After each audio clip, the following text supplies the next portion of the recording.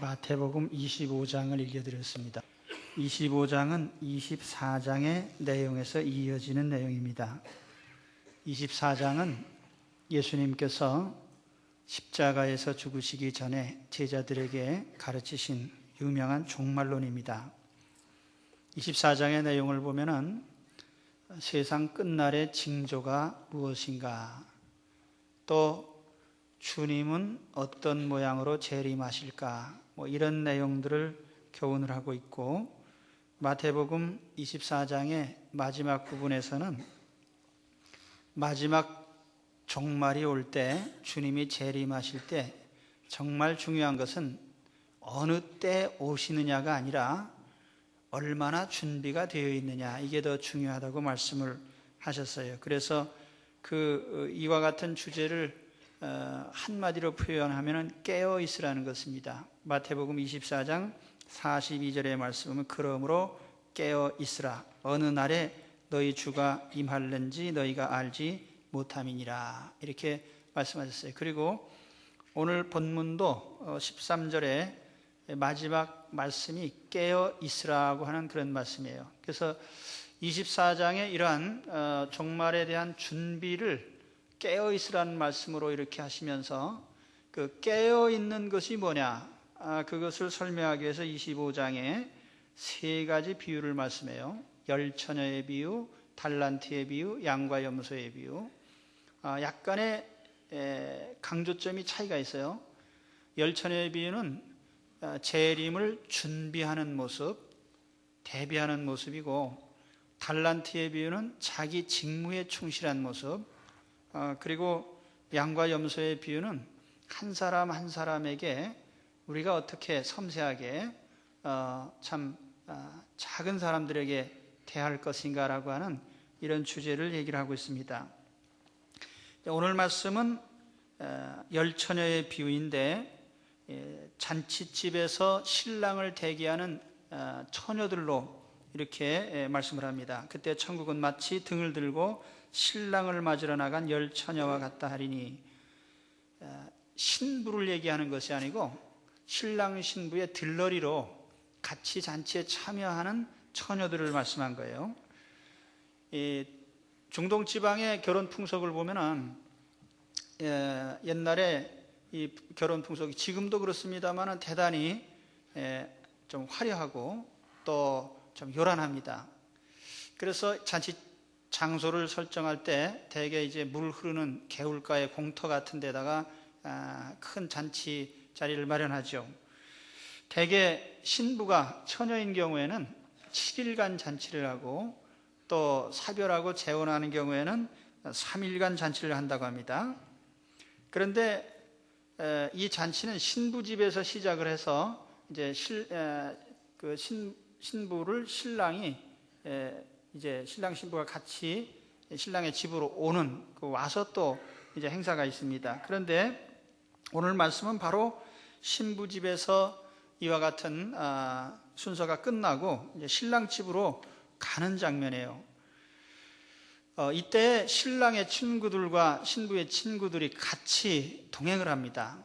이 들러리들이 같이 신랑의 집으로 가는데, 오늘 말씀에 있듯이 대개 신부 집에서 신랑의 집으로 가는 이 시간이 밤중입니다. 그 거리에 따라서 대략 얼마나 걸리는지 차이가 나니까 빨리 올 수도 있고 더디 올 수도 있고, 혹간 길이 험해서 늦어질 수도 있어요. 그래서 신랑 신부를 기다리는 것이 상당히 지루한 일입니다. 오늘 말씀에 보니까 바로 그런 장면을 얘기하고 있어요. 신랑이 더디 오기 때문에 모두가 다 잠이 들었다, 이렇게 말씀을 합니다. 오늘 말씀은 이러한 유대인의 잔치를 배경으로 한 하나의 비유입니다. 여기 신랑은 재림하시는 예수님을 상징합니다. 그리고 여기 열처녀들은 바로 신랑을 맞이하는 성도들의 모습이죠. 예수님을 맞이하는 성도들을 상징하고 있습니다. 성도들은 주님이 오시기를 기다리고 대기하는 상태에 있어요. 그런데 오늘 말씀 보면은 이 처녀들이 두 그룹으로 나눠집니다. 미련한 처녀들, 또 슬기로운 처녀들. 물론 이 슬기로운 처녀들은 깨어있는 처녀들이에요. 그리고 잘 준비하고 있는 사람들입니다. 그럼 어떻게 하는 것이 잘 준비하는 것인가? 오늘 말씀을 통해서 몇 가지를 먼저 말씀을 드리려고 합니다. 오늘 우리도 다시 오시는 주님을 기다리고 있는, 종말을 기다리는 그런 입장에 있는데, 오늘 우리가 어떤 자세로 이 종말을 기다리고 주님의 재림을 맞아야 될까? 첫 번째는 등불을 꺼뜨리지 않고 끝까지 켜고 있는 것입니다. 열 처녀가 다 등불을 끌고 있어요. 등불을 들고 있어요. 그런데 여기에 어두운 밤이라고 하는 것은 어떤 면에서는 어두운 시대, 영적으로 보면은 하나님을 알지 못하는 죄가 가득한 어두운 시대를 상징해요. 그리고 여기에 끊임없이 성도들은 등불을 켜고 있어야 됩니다. 그래서 이 등불은 성도들의 모습인데, 우리가 두 가지 등불을 필요로 합니다. 첫째로는 신앙의 등불이죠. 믿음의 등불. 이 세상은 참 신앙이 없습니다. 우상과 미신. 그러니까 사람들이 창조주 하나님은 섬기지 않고 피조물은 섬겨요. 그래서 이것이 좀 잘못된 거죠. 또 우상과 미신, 전혀 존재하지도 않는 것을 섬기고 섬기지 말아야 될 것들을 섬깁니다. 그러니까 영적으로 어두운 이런 상태에 있기 때문에 우리가 어떤 하나님을 섬겨야 되는지, 또 우리가 어떻게 섬겨야 되는지, 우리 하나님은 어떠신 분인지, 우리 인생이 무엇인지, 이 모든 우리의 믿음의 등불을 우리가 켜야만 되는 것입니다. 우리가 믿음의 등불을 켜는 것은 다른 사람들을 비추기 위함도 있지만은 사실은 먼저 내 자신에게 비춰져야 돼요. 신앙의 등불은 자기를 살리는 등불입니다.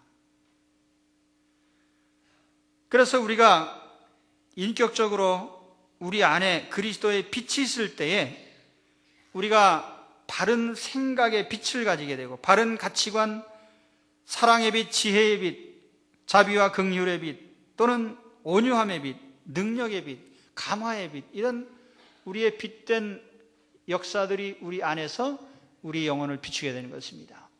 그래서 이 신앙의 빛은 먼저 내 영혼을 비추고 내 양심을 비춰요. 그러니까 내 인생길을 밝혀줍니다.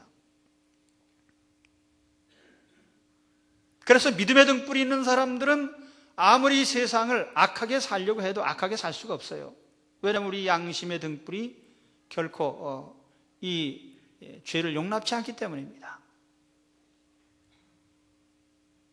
바로 우리 믿음의 등불이 내 자신을 비춰주기 때문에, 물론 한때 우리가 죄를 지을 수는 있어요. 그러나 다윗처럼 그 죄가 도저히 용납할 수 없기 때문에 침상을 눈물로 적시면서 밤새도록 회개하고 자기의 마음을 고칠 수밖에 없습니다. 믿음의 빛을 가진 사람은 자기 죄를 회개하고 원수를 사랑합니다. 믿음의 빛을 가진 사람은 슬픔과 고통을 이깁니다.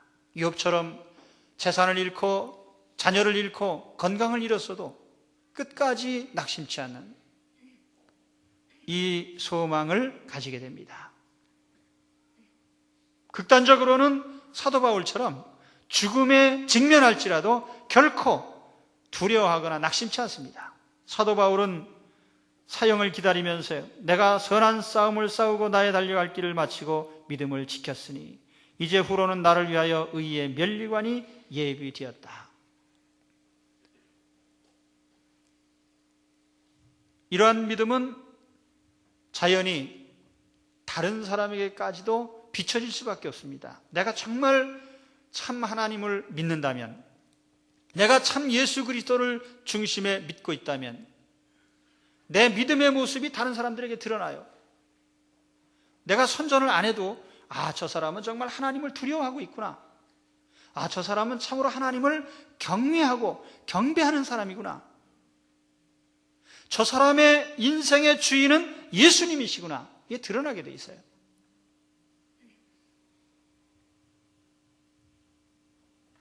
바로 이 믿음의 등불을 켜시기 바랍니다.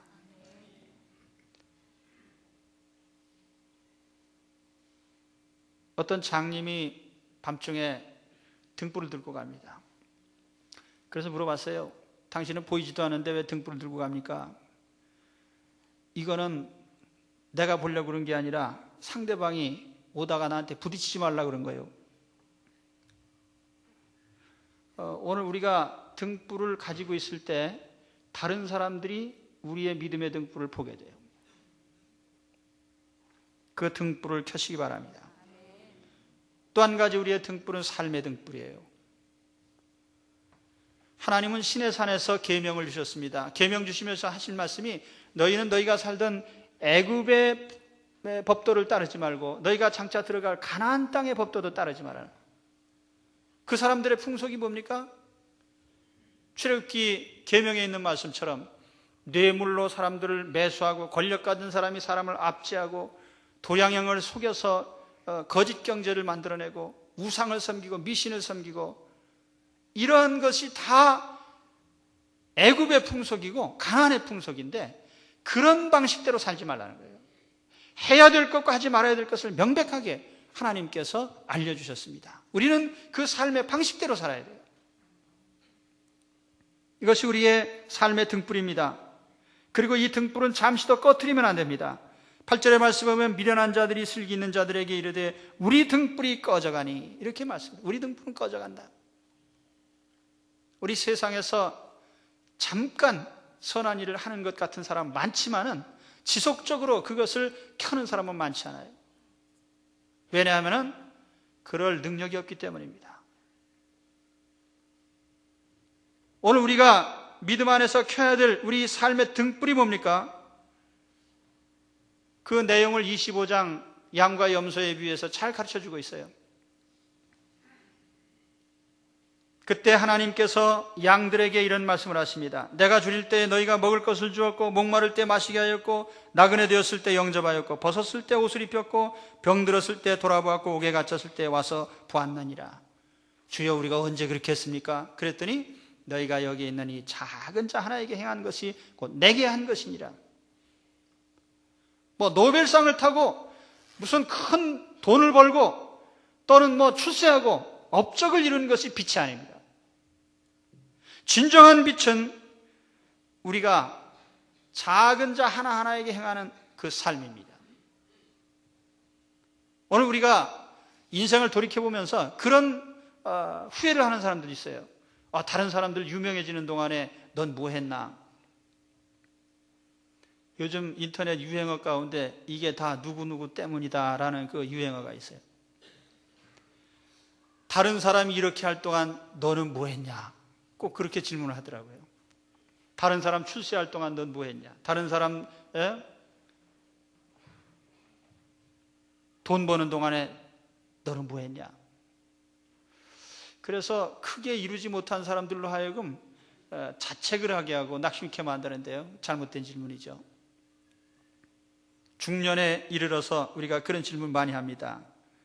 나는 뭐 했나? 근데 사실 중요한 것은요, 우리가 눈에 보이는 어떤 업적을 쌓은 것이 문제가 아니고 내가 하루하루의 일과와 나에게 부과된 모든 삶들을 정확히 참 섬세한 일들을 잘 했느냐, 이게 중요한 거예요. 우리가 하루하루 주어진 일터에서 열심히 일하고 자녀들을 기르고 한 사람 한 사람 친절하게 대하고 이게 다 우리의 등불입니다. 그 등불을 켜고 있으면 되는 거예요. 이 성경은요, 일상의 평범한 삶을 굉장히 중요하게 생각합니다. 저는 이 교회가 어떤 큰 무브먼트를 하는 거 아주 싫어해요. 무슨 새마을 운동, 무슨 운동 하듯이 교회가 신자들도 운동이 많은데 사실 그 운동은요, 체력 단련으로 족합니다. 예. 신앙은 운동이 아니에요. 우리 일상 삶이죠. 그리고 이 삶은 어떤 큰 보이는 프로젝트가 아니고 우리의 작은 삶의 실행이라고요. 그래서 제가 우리 인터넷 사이트에, 우리 교회 사이트에 보면은 교회를 소개하는데 우리 교회는 그저 평범하고 보통의 교회입니다. 이렇게 인사를 드렸습니다. 특별한 게 하도 많으니까 고통이 아주 얼마나 중요한지 여러분들 아셔야 됩니다. 우리 일상의 삶이. 성경에 보면 이런 말씀이 나와요. 24장 38절에 보면 홍수전에 노아가 방주에 들어가던 날까지 사람들이 먹고 마시고 장가들고 시집가고 있으면서 라는 말이 납니다. 먹고 마시고 장가들고 시집가고. 거기에 잘못된 게 뭐 있어요? 먹고 마시고 장가들고 시집가는 게 뭐 잘못이에요? 그게 잘못입니까? 먹고 마시고 시집가고 장가간 것 때문에 멸망당할 수 있어요? 또 24장 40절에 보면 이런 말씀도 나옵니다. 그때 두 사람이 밭에 있으며 하나는 데려감을 당하고 하나는 버려둠을 당할 것이요 두 여자가 매를 갈고 있으며 하나는 데려감을 당하고 하나는 버려둠을 당할 것이니라. 밭에 있는 게 뭐예요? 밭에서 밭일하는 거예요. 맷돌 가는 게 뭐예요? 집에서 집안일하는 거예요. 집에서 집안일하고 밭에서 밭일하고. 그게 어떤 일입니까? 그게 뭐 굉장한 프로젝트가 아니에요. 우리 일상생활이에요. 그 삶 때문에 심판을 당할 수도 있고 그 삶 때문에 우리가 들림을 받을 수도 있고 칭찬을 받고 상을 받을 수도 있습니다. 우리의 빛을 낼 것은요, 여러분 세상 사람들이 말하는 것처럼 남처럼 크게 출세하고 위대해져야만 빛이 나는 게 아니라 우리의 작은 삶의 모든 부분에서 우리가 빛이 난다는 것을 아셔야 됩니다. 그래서 우리가 내게 주어진 어떤 일을 감당하는 그것이 내게 빛인 것을 아셔야 돼요. 공부하는 사람은 공부 열심히 하는 게 빛이에요. 또 가정생활하는 사람은 가정에 충실한 거 빛입니다. 한 사람 한 사람 성의껏 잘 대하는 것도 빛입니다. 그래서 오늘 하나님께서 바로 우리에게 이걸 원하십니다. 너희는 등불인데 세상에 나가서 믿음의 등불로 신앙의 등불로 비칠 뿐 아니라 우리의 삶을 통해서 빛을 비춰라 이겁니다. 이 등불이 꺼지지 않는 여러분들이 되시기를 축원합니다. 그리고 두 번째로 기름을 예비하라고 합니다. 등불 외에 기름을 준비해라. 이 불을 밝히기 위해서는 불을 비칠 수 있는 기름이 있어야 돼요. 그 기름은 여분이 있어야 됩니다. 우리 기름이 뭔가에 대해서 두 가지 해석이 있습니다. 어떤 분들은 예수님을 중심에 모신 신앙이 기름이다. 또 어떤 사람들은 이 기름이라는 것은 성령 충만한 성령의 은혜를 말한다. 근데 결국 두 가지가 같은 거예요. 예수님을 중심에 모신 사람이 항상 성령 충만하고 은혜가 충만하거든요. 오늘 그래서 우리가 준비할 기름은 뭐냐면은 예수 그리스도가 우리 중심에 있고 그로 말미암아 성령의 능력과 은혜가 우리 중심에 머물러 있어야 됩니다. 그것이 왜 성령의 기름이요. 오늘 여기 빛을 낼 수 있는 원동력입니다. 우리가 중심신앙, 성령 충만이 있느냐 없느냐에 따라서 우리가 계속 빛을 낼 수 있는지 또는 빛이 꺼지는지 거기서 결정이 되는 거예요. 우리가 기도 생활하는 것도 그래요. 기도 생활 하루 이틀 하고 또 어떤 때는 기도 엄청 많이 하는 것 같은데 어떤 날 폭삭하는 사람들이 있는데 그거 왜 그래요? 성령의 기름이 꺼진 거죠. 예. 중심에 주님을 모신 믿음이 약화된 것입니다. 성령 충만하면 죄를 이기고 마귀를 이기는 능력이 유지됩니다. 그러나 우리가 성령 충만하지 못하면 작은 유혹이 와도 넘어져요. 우리가 믿음이 충만할 때 보세요. 누가 무슨 소리해도 듣기 싫은 소리해도 우리가 주일날이면 하나님 성전에 가서 경배드립니다. 그런데 우리의 중심에 믿음이 약화되고요. 성령의 능력이 약화되면 어떻게 되죠? 누가 작은 소리 하나만 해도 아니 나 교회 안 가. 교회 안 가는 게 무슨 자랑이에요.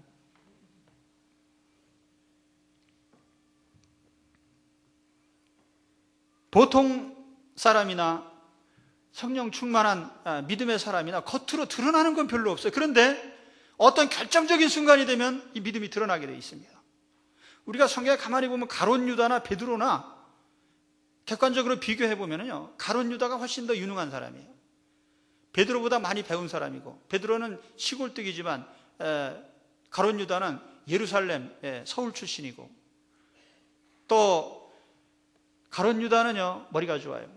뭘 보면 알 수 있냐면은 회계를 맡았거든요. 회계 맡은 것은 보통 사람 못하는 거예요. 계산도 잘하고 결단력도 있고. 그런데 자, 실족할 때 보세요.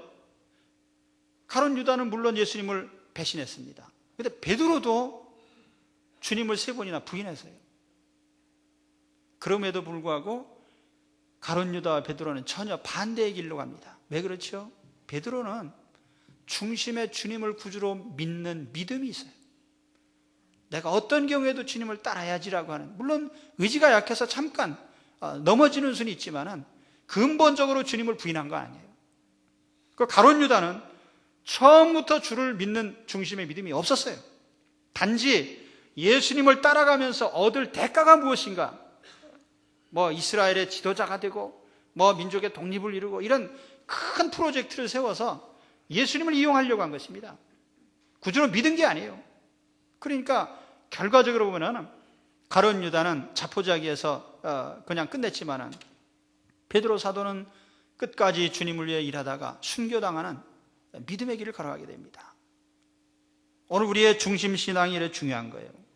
4,000명, 5,000명이 예수님을 따라다녔지만은 스데반 집사님만이 돌에 맞아 죽으면서도 아버지여 저들을 용서해 주옵소서, 원수를 사랑하고 죽음을 두려워하지 않는 이러한 처신을 어떻게 할 수 있어요? 성령 충만하고 중심에 예수 그리스도를 믿는 믿음 때문입니다. 오늘 우리의 이 믿음을 끝까지 유지하시기 바랍니다. 오늘 말씀에 보면 지혜로운 5 처녀와 미련한 5 처녀, 여기 지혜롭다는 말과 미련하다는 말이 나옵니다. 이 지혜롭다는 말은 헬라어리 프로니모스, 이 프로니모스라는 말은 영어 성경으로 번역할 때 wise란 말로도 번역하고 또 어떤 성경에 보니까 prudent란 말로도 번역을 했습니다. prudent란 말은 신중하다는 겁니다. 신중하다. 무슨 행동을 하기 전에 생각을 해보는, 그걸 이제 prudent라고 합니다. 그렇죠? 지혜라는 건 뭐냐면은 행동하기 전에 생각해보고 지금을 보면서 미래를 보는, 한 번쯤 생각을 해보는 거예요. 그 불을 켰으면 이 불이 타다가 시간이 오래되면 기름이 또 필요하겠구나. 이게 뭐예요? 이게 생각하는 거예요. 그게 지혜예요. 오늘의 사람들을 보면은요, 미래에 대한 생각이 없어요. 즉흥적으로 살아갑니다. 저희가 60년대 초반에 서울로 이사 와가지고 구멍가게를 했는데 우리 살던 동네가 아주 후진 동네예요. 근데 이 구멍가게에 밤 12시 넘어서 꼭 문 두드리는 사람이 있어요. 1시에도 그냥 와가지고 그 판잣집 변변치도 않은 거 막 그냥 두들겨서 무너뜨리려고 그래가지고 할 수 없이 문을 열어주면 숯 한 봉지만 주세요. 연탄불 꺼졌다 이게요.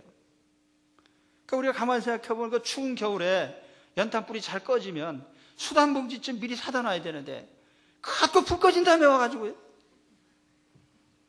이게 뭡니까? 생각이 없다는 거예요. 생각이. 그러니까 이게 프루덴트라는 말이 바로 그것입니다. 신중하게 사려 깊게. 우리가 노후를 생각해 보세요. 요즘 얼마나 노후 걱정들 많이 합니까? 노후 걱정을 하면은요, 영원한 삶에 대한 걱정도 해야 돼요. 이 땅에서 마지막 때 몇 년 더 어떻게 살까? 그 노후 걱정. 그거 걱정하면 당연히 영원한 시간을 어떻게 살아야 될까? 이걸 걱정해야 되는 거예요. 그게 우리의 신중한 생각 아니에요? 2000년 동안 기독교 역사를 통해서 재림하신다는 말씀은 계속돼 왔어요. 그런데 아직도 주님은 오시지 않고 있습니다. 그래서 대부분의 신자들이 자고 졸고 있습니다. 그런데 제가 오늘 말씀해 보니까 하나님께서 자거나 조는 것에 대해서는 책망을 안 하셨어요. 이 자거나 조는 거예요. 사람이 피곤하니까 자고 졸 수도 있죠. 예수님 기도하러 가시는데 베드로, 야고보, 요한이 같이 가가지고 그냥 퍼져 잤습니다.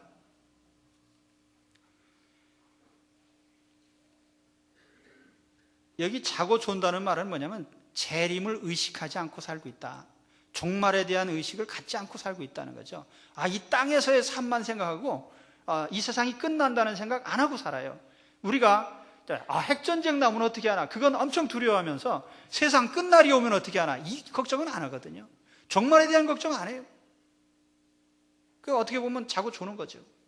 근데 문제는 진짜 종말이 왔을 때는 어떻게 되느냐.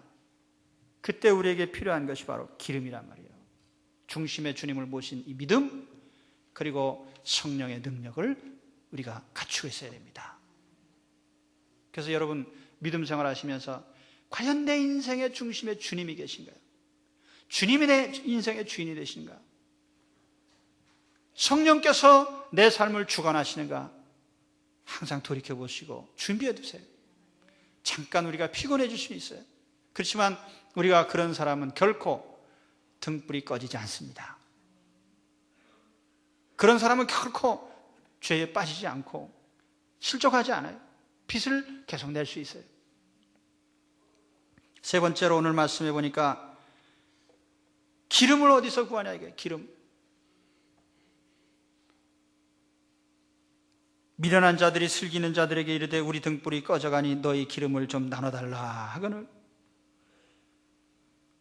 가로되 우리와 너희의 쓰기에 다 부족할까 하노니 차라리 파는 자들에게 가서 너희 쓸 것을 사라.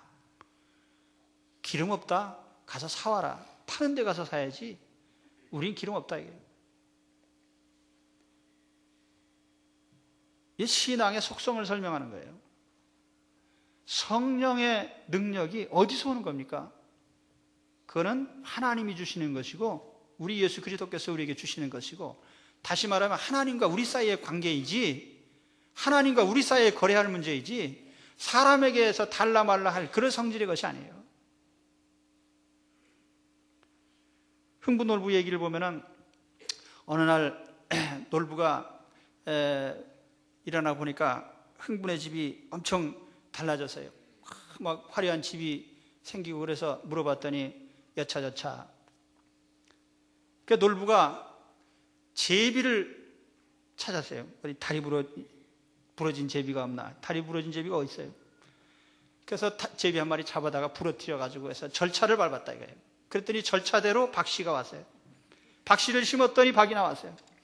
큰 박을 이제 탁 탑니다. 탔더니 날 도깨비가 나와가지고 어떻게 되세요? 실컷 두들겨 맞고. 근데 우리가 그렇습니다. 신앙이라는 것도 겉모양을 흉내낼 수는 있어요. 우리 교회도 가고 뭐 봉사도 하고 십조 생활도 하고. 그런데 정말 중요한 건 그게 아니라 하나님과의 관계입니다. 다시 말하면 내가 예수 그리스도 안에 정확히 들어와서요, 하나님의 자녀된 위치에 있어야 됩니다. 정말 우리가 하나님을 믿고 경배하고 의지하고 순종하는 것이 우리의 모습이 되어야 됩니다. 하나님께 나아가는 자는 하나님이 계신 것과 그가 또 자기를 찾는 자들에게 상 주시는 이심을 믿어야 할지니라. 이 세상에는요, 옵서버라는 자격이 있어요. 구경꾼, 참관자. 근데 천국에는요, 옵서버가 없습니다. 천국에 시민권자, 참 자녀만이 있어요. 사이비 자녀가 없고, 거기에는요, 유사 시민권자가 없습니다. 우리가 부모님께 많은 은혜를 받죠. 그래서 부모님들은 자식을 낳아주시고 길러주시고 또 평생 AS를 해주십니다. 장가 보낸 후에도 시집 보낸 후에도 품질 보증 계속. 그리고 돌아가실 때는 뭐예요? 재산을 또 물려줘요. 상속. 근데 이 모든 부모님의 은혜가 참 자녀에게만 유효한 것이지 자녀 비슷한 사람에게 해당되는 거 아니에요. 이웃집 자녀에게 해당 없습니다. 오늘 우리가 하나님의 축복도 하나님의 참 자녀에게 해당이 되는 것이지 자녀 비슷한 사람, 자녀 따라다니는 사람, 이런 사람에게 해당 사항이 없어요. 우리 한국 사람들이 인연을 중시해요. 인연. 그래서 학연, 지연, 혈연. 그래서 천당 앞에 가가지고 문이 닫혔는데 주여, 제가 누구냐 하면 우리 3대조 할아버지가 목사님이고 제 친구가 장로님이고 제 아내는 권사님이고 제 아들들은 다 교회 충성합니다. 나 좀 들여보내주십시오. 그러면 뭐라고 하시겠습니까? 너는 참 인연이 많구나. 그러고 열어줄까요? 천만의 말씀이에요. 오늘 말씀은 명확합니다. 나는 너를 알지 못한다. 나는 너를 모른다.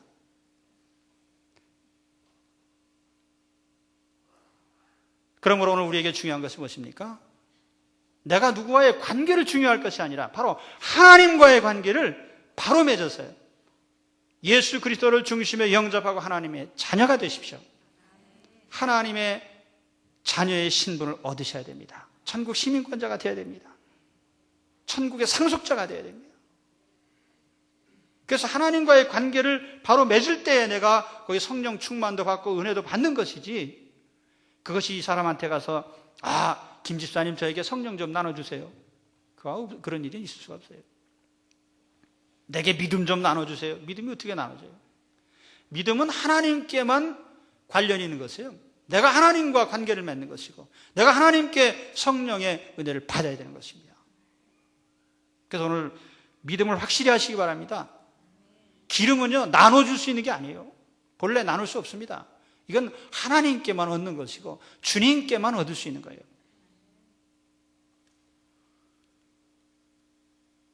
그 다음에 네 번째로 마지막으로 말씀드릴 것은 문이 닫히면 기회가 없다는 겁니다.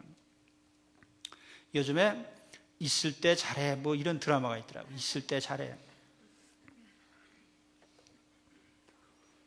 있을 때 잘해 뭐 그런 유행가도 있는 것 같아요. 있을 때 잘해야지 헤어진 후에 후회해도 소용없습니다. 모든 게 다 기회가 있는 법이에요.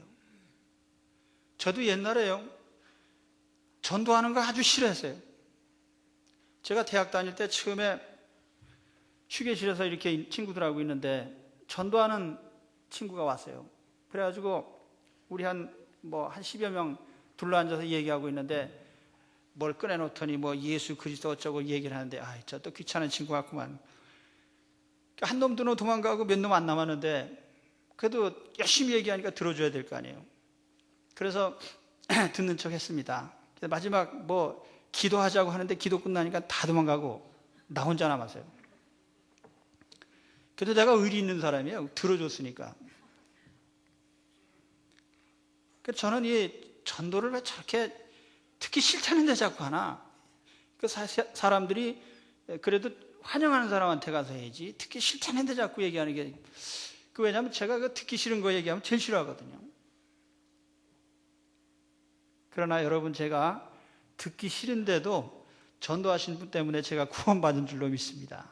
이게 얼마나 큰 은혜인지 몰라요. 싫다는 놈을 갖다 놓고 그냥, 그러니까 이게 참 얼마나 큰 은혜인지 모릅니다. 그러나 듣기 싫은 전도도요, 때가 있어요. 부르시는 기회가 지나면은 아무도 전도 안 합니다. 네, 아무도 전도 안 해요.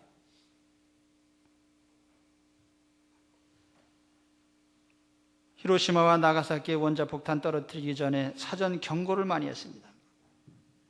여기 가만히 있으면 다 죽습니다. 들은 사람은 살고요, 안 들은 사람은 다 죽었어요. 오늘 우리 하나님의 경고를 중요하게 여겨야 됩니다. 구원은 기회가 있어요.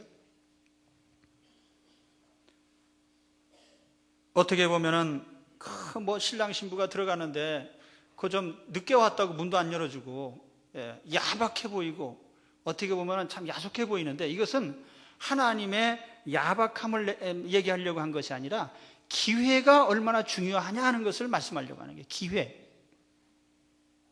보라, 지금은 은혜 받을 만한 때요. 보라, 지금은 은혜의 날이로다. 창세 때부터 지금까지 천국의 문이 계속 열려 있습니다. 그런데 열려 있는 동안에 우리가 하나님의 자녀가 될 수 있는 것이죠. 언제 닫힐지 모릅니다. 닫히면 끝이에요. 노아 홍수 때에도 보면은 배의 문을 오랫동안 열어놨지만요, 열려 있을 때 안 들어온 사람 닫은 후에 가면 소용이 없습니다. 오늘 우리 인생도 그래요. 개인의 삶을 통해서도 우리의 종말이 있고 기회가 있습니다. 다 전도하는 것, 듣기 싫은 전도하는 것도 때가 있는 거예요. 전도할 때 받으시기를 바랍니다. 또 우리가 하나님이 은혜를 주실 때 받으셔야 돼요. 우리 기도도 그래. 기도 생활도 주여 주여 하면서 우리가 평소에 그런 기도를 했더라면 다 이루어졌을 텐데, 하나님이 종친 다음에 이제 기회는 끝이다, 끝난 다음에 또 울고불고 해야 소용없다는 거예요. 그래서 11월 6일부터 있는 기도해도요, 지나면 소용없어요. 그러니까 항상 우리 모두에게 그래, 기회. 예. 하나님이 어떤 은혜를 주시는 기회에 받으시기 바랍니다. 그것이 딱 문이 닫혀지면 끝나는 거예요. 이 세상 종말에 대한 바로 하나님의 경고입니다. 오늘 우리 본문의 말씀을 통해서 여러 가지 교훈들을 생각해 봤습니다. 신랑을 기다리는 처녀들. 오늘 우리는 주님을 기다리는, 재림을 기다리는 입장에 있습니다. 준비를 잘해야 됩니다. 우리는 끝까지 등불을 밝히고 있어요. 등불이 꺼지면 안 됩니다. 믿음의 등불을 밝히고 삶의 등불을 밝히고 있어야 됩니다. 또 우리는 등불을 켤 뿐 아니라 기름을 예비해야 돼요. 중심의 믿음을 가지고 성령 충만한 상태에서 우리는 우리의 모든 빛을 유지해야 됩니다. 기름은 사람이 나눠줄 수 있는 것이 아닙니다. 하나님께서 직접 주시는 것을 우리 참 자녀만이 받을 수 있는 특권입니다. 오늘 믿음을 바로 하셔야 됩니다. 마지막으로 기회가 닫히면 끝입니다. 그래서 오늘 우리가 이 하나님이 은혜 주시는 기회에 항상 은혜를 받는 성도들이 되시기 바랍니다. 기도하겠습니다.